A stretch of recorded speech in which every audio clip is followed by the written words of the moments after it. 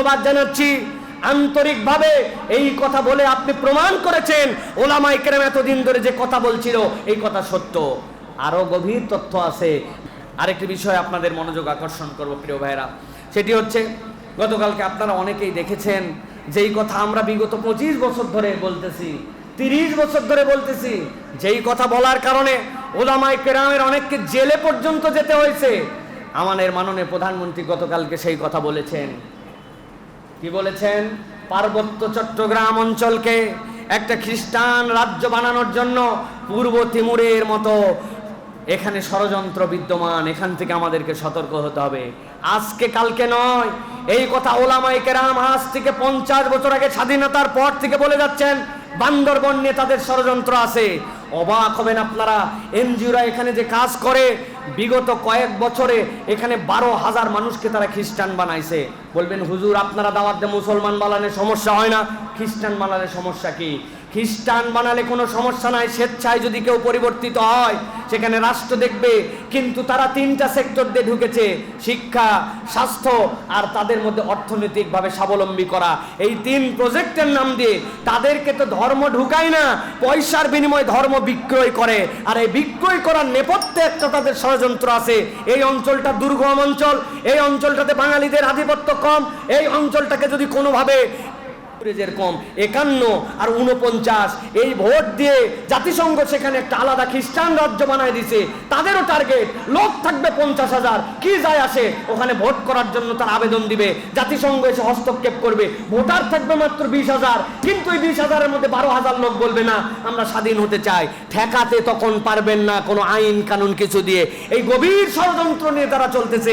ওলামায়ে কেরাম বছরকে বছর এই কথা বলেছেন, ওলামায়ে কেরামের কথায় কেউ কান দেয় নাই। এই এনজিওরা সর্বগ্রাসী, এরা ব্রিটিশ বেনিয়াদের মতো আমাদের মধ্যে ঢুকেছে। তারা স্বাস্থ্যের নাম দিয়ে ধোকা দেয়, তারা সেবার নাম দিয়ে ধোকা দেয়, তারা মানুষের কাছে অর্থনৈতিক ক্ষুদ্র ঋণের নাম দিয়ে ধোকা দেয়। তাদের মূল টার্গেট বাংলার এই জমিনকে বিচ্ছিন্ন করা। আপনি আমি সতর্ক যদি না হয়, আপনি আমি যদি প্রতিবাদ না করি, আপনি আমি যদি আজকের থেকে এটার ব্যাপারে কনসার্ন না রাখি, তাহলে অচিরেই সেই দিন এসে যেতেও পারে যেই দিনে আর কথা বলার সুযোগ থাকবে না। ঠিক কিনা? প্রধানমন্ত্রীকে ধন্যবাদ জানাচ্ছি। আন্তরিকভাবে এই কথা বলে আপনি প্রমাণ করেছেন ওলামায়ে কেরাম এতদিন ধরে যে কথা বলছিল এই কথা সত্য। আরো গভীর তথ্য আছে। বাংলাদেশে খ্রিস্টান মিশনারি আর কাদিয়ানিরা হচ্ছে পিতা পুত্রের সম্পর্কে সম্পর্কিত। কাদিয়ানিদেরও টার্গেট, তারা কিসের কি মিথ্যা কথা বলে বেড়ায়। তারা বলে নবীর পরে এমন একজন নবী আছে, মুহাম্মদ সাল্লাল্লাহু আলাইহি ওয়াসাল্লামকে আমরা স্বীকার করি। এইগুলা তাদের কেবলমাত্র একটা ভাওতাবাজি। তাদের মূল টার্গেট, তারা মুসলমানদের ঈমান ইসলামকে ত্যাগ করে, তারা মুসলমানদের তাহজিব তামাদ্দুনকে ধ্বংস করে, আমাদের মধ্যে ইখতিলাফকে বজায় রাখে, উম্মার একতাকে তারা দূরসন্ধি আকারে তারা দূর করে দিতে চায়। আচ্ছা বলেন তো ভাই, নবীর পরে নবী আছে কি নাই? তারপরে কাদিয়ানীদের ব্যাপারে সিদ্ধান্ত কি হবে এ বিষয়ে বাংলাদেশের রাষ্ট্র জনগণের মতামত থাকবে।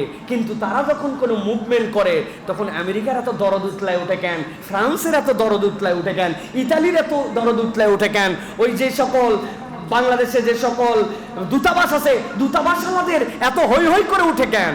এই হৈ হৈ করা উঠে দেখে একটা কথা আমাদের মনে পড়ে। কে যেন জিজ্ঞাসা করেছিল, ঠাকুর ঘর হিন্দুদের যেটা, এই ঘরের মধ্যে কে রে? ওই বলছে আমি কলা খাইনি। ওরে কি জিজ্ঞাসা করছিল কলা খাওয়ার কথা? কিন্তু চোর বুঝে ফেলছে যে ওই ঘরে কে, আর ও বলছে কলা খাইনি। যখন এরা মুভমেন্ট করে তখন এই সকল দূতাবাস থেকে যখন ওঠে, কথা ওঠে, তখন বোঝা যায় এরা মাস্তুতো ভাই, এদের মধ্যে ইন্টার কানেকশন আছে, এরা এই দেশটাকে বিশৃঙ্খল করতে চায়। ঠিক কিনা? আমাদেরকে এখান থেকে সতর্ক হতে প্রিয় ভাইয়েরা।